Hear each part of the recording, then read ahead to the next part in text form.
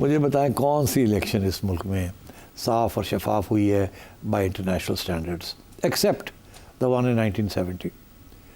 باقی تو ساری الیکشنز جو ہیں مور اور لیس الزام بازی تو لمبی ہوئی ہے. میں سمجھتا ہوں 2013 کی الیکشن بھی کافی صاف شفاف تھی. مگر اب بات یہ ہے کہ کیسے اگلی الیکشنز کو صاف شفاف رکھا جائے. دیکھیے اس کے دو طریقے دو اس کے پہلو ہیں. ایک ہے ایڈمنسٹریٹو اور ایک ہے سیاسی.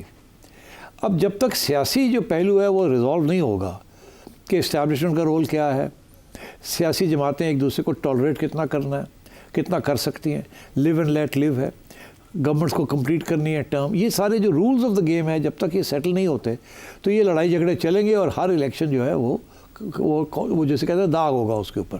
بس کوئی نہ کوئی گھپلا ہوگا, ہر یا سیاسی جماعت کرے گی یا اسٹیبلشمنٹ کرے گی. This is one of the reasons. تو پہلے تو یہ ہے کہ پولیٹیکلی ہمیں رولز آف دا گیم جو ہیں which is constitutional rules of the game, اور اس میں بالکل کوئی شک نہیں ہے خان صاحب کو آن بورڈ ہونا پڑے گا.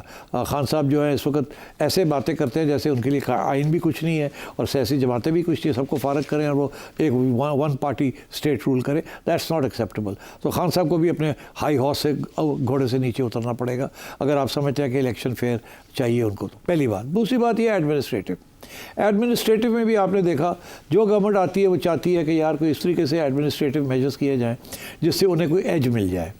اسی لیے واحد ملک ہے انڈیا میں نہیں ہے, ہمارے اور بھی ملکوں میں نہیں ہے کہ neutral governments care taker governments بنانی پڑتی ہے, کیونکہ اعتماد ہی نہیں ہوتا. مگر اب صورتحال یہ ہے کہ کیئر ٹیکر گورنمنٹس بھی جو ہے نا ان کے اوپر بھی الزام لگنے شروع ہو گئے, کیونکہ اس میں بھی اسٹیبلشمنٹ کا ہاتھ ہوتا ہے, کس کو لگاتے ہیں یا نہیں لگاتے, یا جانے والے لوگ وہ کیا کرتے ہیں کیا نہیں کرتے. تو اس لیے میرا خیال ہے اس میں establishment, government, opposition all have to sit and rules بنانے پڑیں گے جس کے ساتھ جو بھی الیکشن ہو وہ اس کے اوپر داغ نہ لگے.